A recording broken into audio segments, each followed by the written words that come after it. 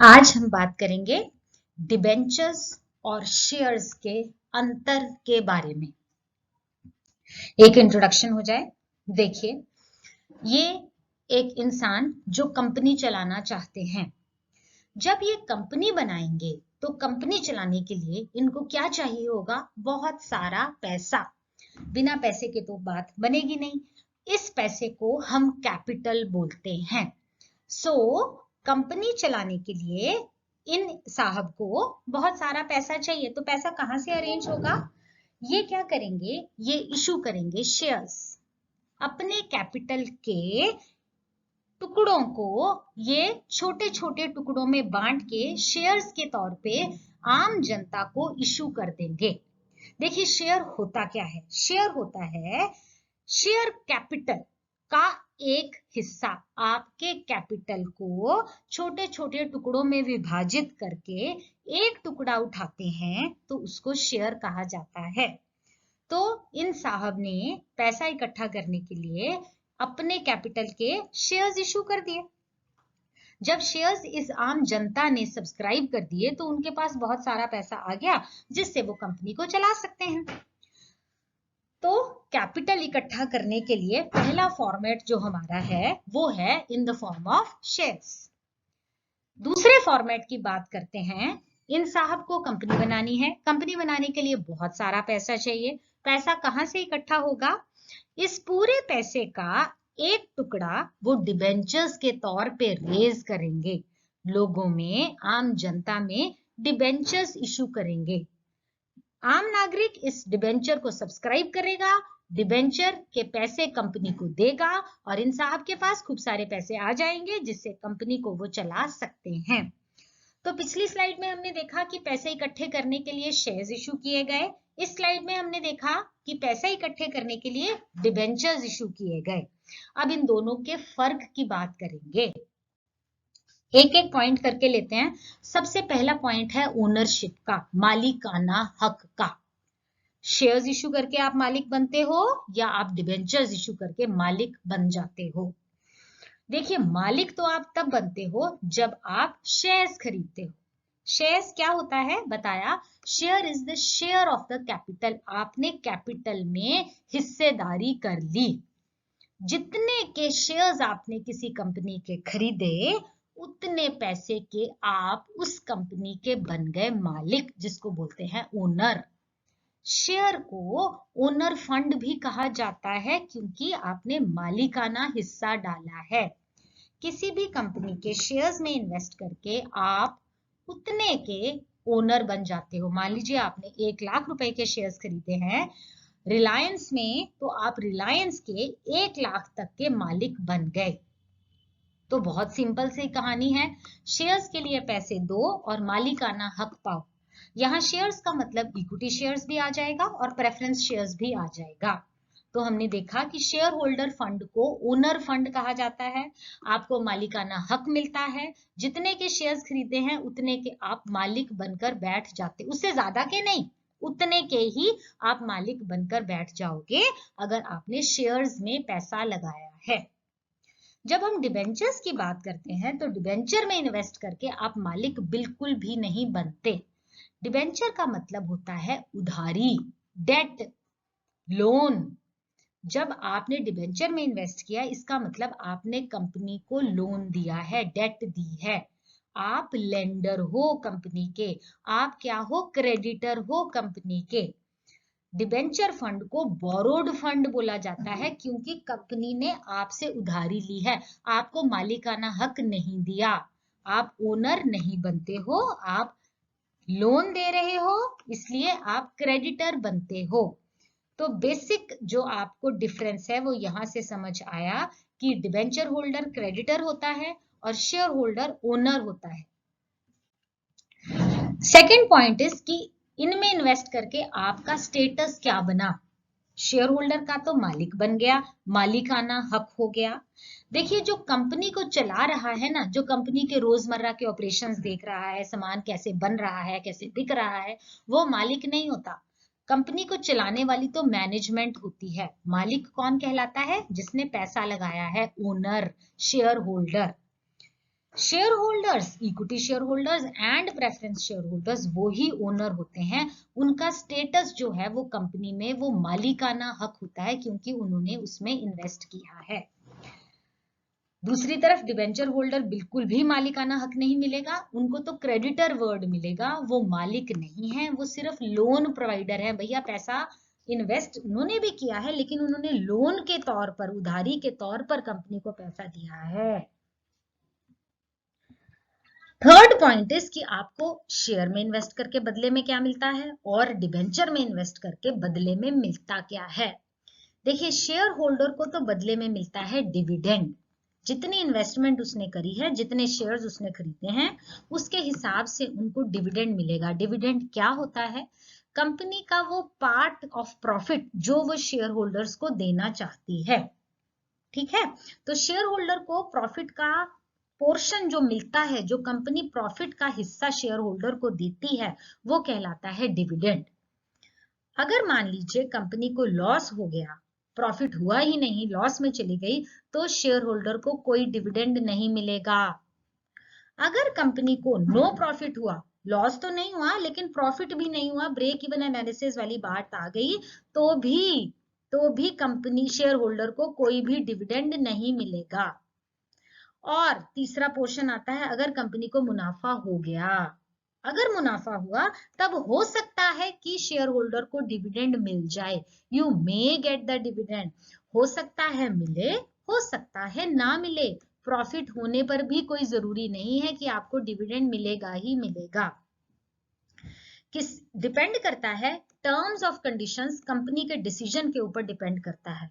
Company कह सकती है कि क्योंकि हमें प्रॉफिट हुआ है, हम उस प्रॉफिट से नई लैंड और बिल्डिंग मशीनरी खरीदना चाहते हैं, उस प्रॉफिट को हम दूसरी जगह लगाना चाहते हैं, हम अपने रिजर्व्स बढ़ाना चाहते हैं। जो कंपनी की मर्जी है वही होगा। तो ये जरूरी नहीं है कि प्रॉफिट होने पर भी आपको डिविडेंड मिले। हो सकता है कंपनी को ठीक ठाक मुनाफा हो फिर भी शेयर होल्डर को कोई डिविडेंड ना मिले। कोई भी शेयर होल्डर कंपनी को फोर्स नहीं कर सकता कि भैया दो दो मुझे डिविडेंड दो, ऐसा नहीं होता, कंपनी की मर्जी ही चलती है। तो हमने देखा कि शेयर होल्डर को डिविडेंड मिलेगा या नहीं मिलेगा इसकी कोई गारंटी नहीं है, कोई ऑब्लिगेशन नहीं है, कंपनी की कोई देनदारी नहीं है शेयर होल्डर को कि देना ही पड़ेगा। No, it depends upon the profit. Profit ना हो तो भूल ही जाओ, और अगर हुआ है तब भी कोई उम्मीद मत रखो। अब आओ डिबेंचर की टर्न में। डिबेंचर होल्डर को तो देखो अपना ब्याज मिलेगा, जितना उसने लोन दिया है उसके ऊपर जितना, जैसे हम कहते हैं ना 10% डिबेंचर, 5% डिबेंचर, तो ये क्या होता है, ये इंटरेस्ट का रेट होता है। तो जितना इंटरेस्ट का रेट पे डिबेंचर इशू हुआ है वो ब्याज तो डिबेंचर होल्डर को मिलेगा ही मिलेगा। कंपनी को प्रॉफिट हो, कंपनी को लॉस हो, कंपनी को कुछ भी हो, इसका डिबेंचर होल्डर से लेना देना कोई नहीं, उसको अपना समय पर ब्याज मिलना ही है।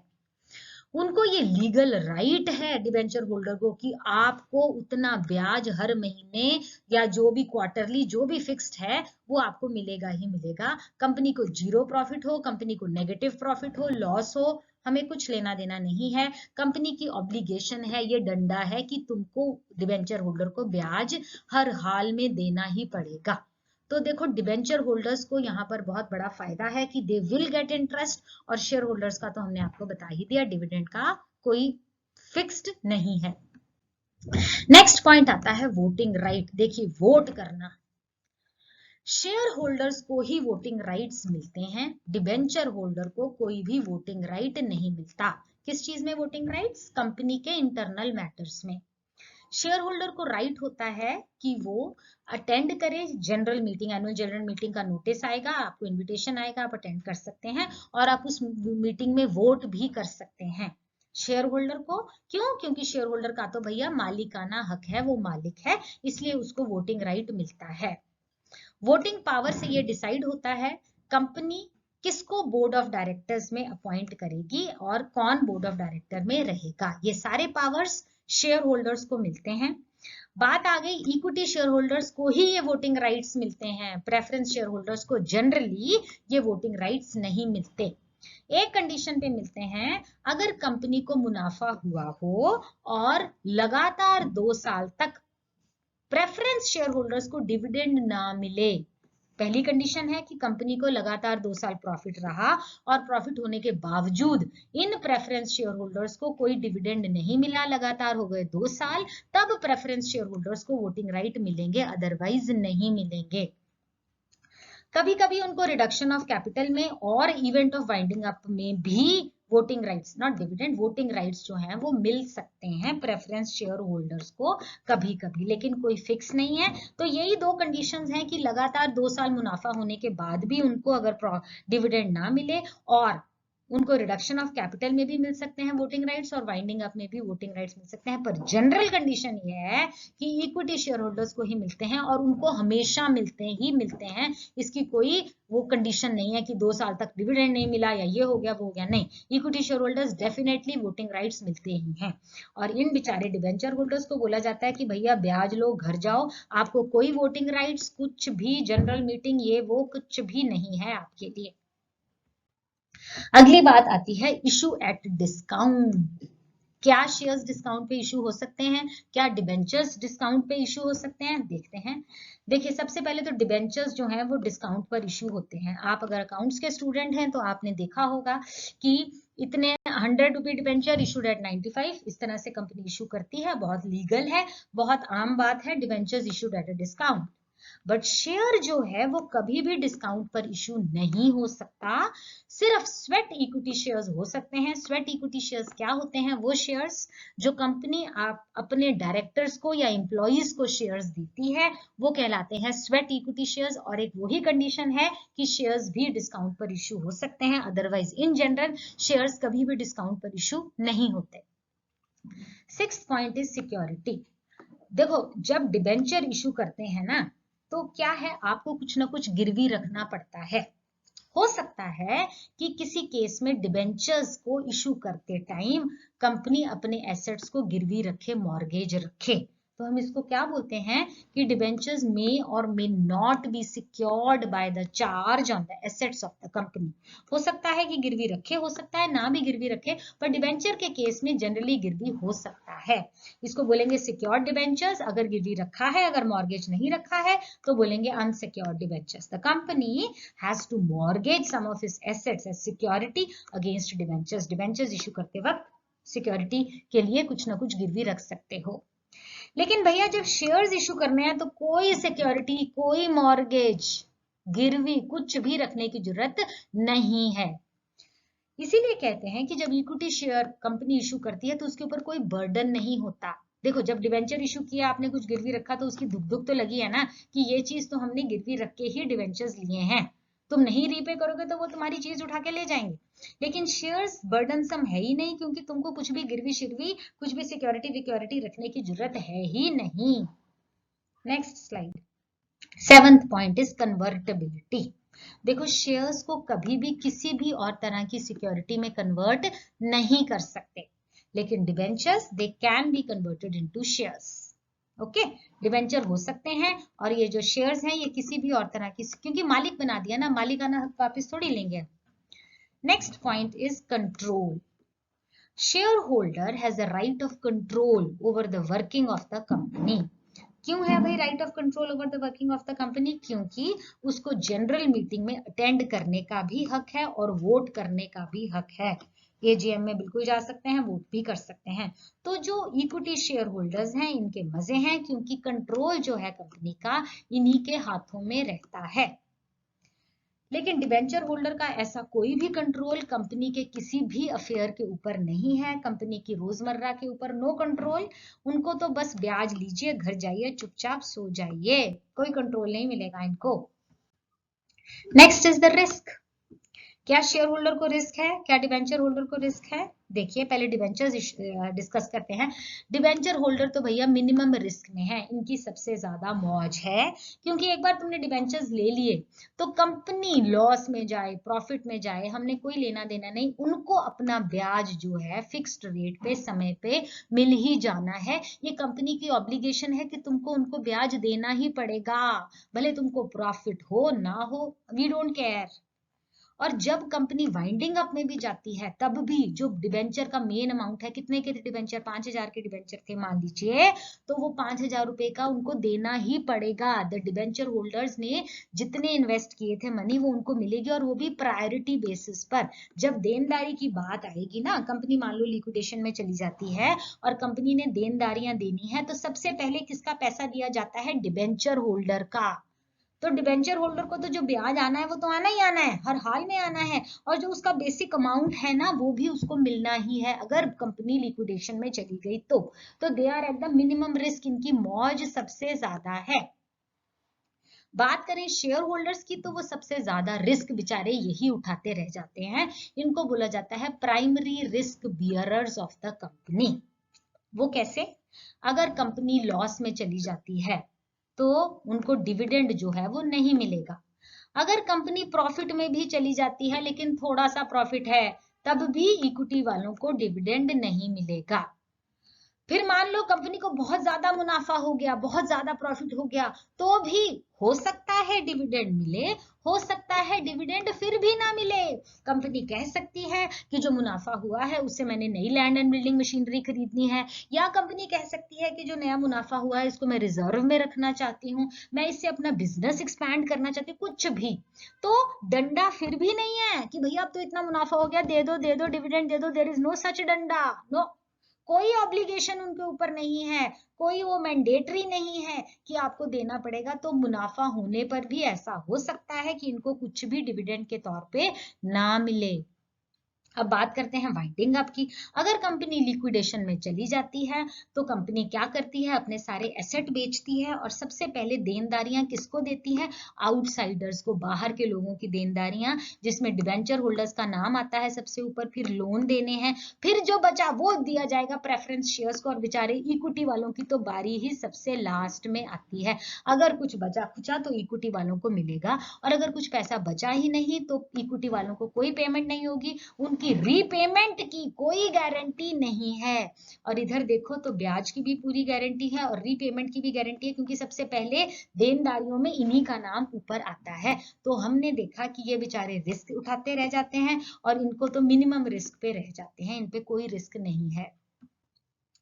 10th point is priority as to repayment of the principal during the winding up। इसका मतलब क्या है कि अगर कंपनी दिवालिया घोषित हो जाती है और पैसे वापस करने पड़ते हैं तो किसको प्रायोरिटी दी जाएगी, किसको किसको प्रेफरेंस दी जाएगी? तो सबसे पहले प्रेफरेंस दी जाएगी डिबेंचर होल्डर्स को। मान लीजिए आपके पास किसी कंपनी के 1 लाख रुपए के डिबेंचर्स हैं, ठीक है, उसका ब्याज आपको हर महीने 10,000 आता है, वो तो आना ही आना है। और अगर कंपनी दिवालिया घोषित हो जाएगी तो जितने के आपके डिबेंचर्स थे उसकी पेमेंट आपको सबसे पहले प्रायोरिटी बेस पर मिलेगी, क्योंकि कंपनी ने बाहर की देनदारियां को प्रायोरिटी देनी है, इनको सबसे पहले वापस किया जाएगा। और शेयर कैपिटल वालों को तो अगर कुछ बचा, डिबेंचर्स और लोन बाहर की देनदारियों को देने के बाद अगर कुछ बचा तो इनको भी दे देंगे। तो प्रायोरिटी किसको दी गई? इसको महत्वता दी गई। Last point is the repayment और द रिडम्पशन, पैसा वापसी। देखो शेयर्स में क्या होता है कि अमाउंट ऑफ शेयर्स कंपनी की जिंदगी में कभी भी वापस नहीं किया जाता। अगर आपने किसी कंपनी के शेयर्स में इन्वेस्ट कर दिया तो भूल जाओ कि कभी पैसा वापस मिलेगा। No, you will not get the money back. हाँ, तुम वो शेयर्स बेच के किसी थर्ड पार्टी को वो शेयर्स बेचते हो तब तुम्हारे हाथ पैसा आ सकता है, वो नहीं मैं बोल रही हूँ। मैं बोल रही हूँ repayment on the part of the company. Company equity share capital के पैसे को कभी भी वापस नहीं करती जब तक वो जिंदा है, जब तक वो चल रही है। Equity shares are never redeemed, कभी वापस नहीं किए जाते। सिर्फ ये जो रिडीमेबल प्रेफरेंस शेयर्स हैं ये वापस कर सकते हैं, जो नॉर्मल प्रेफरेंस शेयर्स हैं उनको भी वापस नहीं किया जाता। और अगर कंपनी दिवालिया घोषित हो जाती है, वाइंडिंग अप हो जाता है, तो equity shares and irredeemable preference shares जो हैं वो तभी वापस पैसा होएगा अगर आउटसाइडर्स को देने के बाद कुछ बचा तो। पहले डिवेंचर होल्डर्स को दे दो, लोन्स को दे दो, क्रेडिटर्स को दे दो, उसके बाद कुछ बचा तो इन बेचारों को इररिडीमेबल प्रेफरेंस शेयर्स और इक्विटी शेयर होल्डर्स को कुछ मिल सकता है। तो बात ये हुई कि शेयर्स कभी भी रिडीम नहीं किए जाते। हाँ, रिडीमेबल प्रेफरेंस शेयर्स रिडीम किए जाते हैं क्योंकि उनको इशू ही इस टर्म पे किया जाता है कि ये इतने सालों के बाद रिडीम किए जाएंगे। रिडीम मतलब वापसी। डिबेंचर्स तो एक स्पेसिफाइड पीरियड के लिए ही इशू होते हैं। 10% debentures issued for a period of 5 years और for a period of 10 years। तो बस 5 साल या 10 साल के बाद उनको सारा पैसा ब्याज समेत वापस मिल जाएगा। इसलिए हम बोलते हैं कि अमाउंट ऑफ डिबेंचर तो रीपेड होएगा ही होएगा जब उसकी ड्यू डेट आएगी। फिक्स्ड पीरियड है, 10 साल है, 15 साल है, 5 साल है, उसके बाद आपको घर बैठे वैसा वापस मिल जाएगा। देखो, इररिडीमेबल प्रेफरेंस शेयर्स भी होते थे लेकिन अब वो एग्जिस्टेंस में नहीं है। अब सिर्फ रिडीमेबल प्रेफरेंस शेयर्स इशू होते हैं जिनका टाइम पीरियड फिक्स होता है। उतने सालों के बाद उनका मूल जो पैसा है वो वापस कर दिया जाता है। तो हमारा आज का आर्टिकल शेयर और डिबेंचर में अंतर का आज यही खत्म होता है। आई होप मैंने आपको अच्छे से समझाया है। आपको इससे रिलेटेड कोई डाउट हो तो आप प्लीज कमेंट सेक्शन में पूछ सकते हैं। आप मुझे कोई सजेशन देना चाहते हैं तो मोर देन वेलकम, आप कमेंट सेक्शन में लिख सकते हैं। प्लीज मेरे चैनल को लाइक और सब्सक्राइब जरूर कीजिए। Thank you for watching. Stay safe, stay blessed.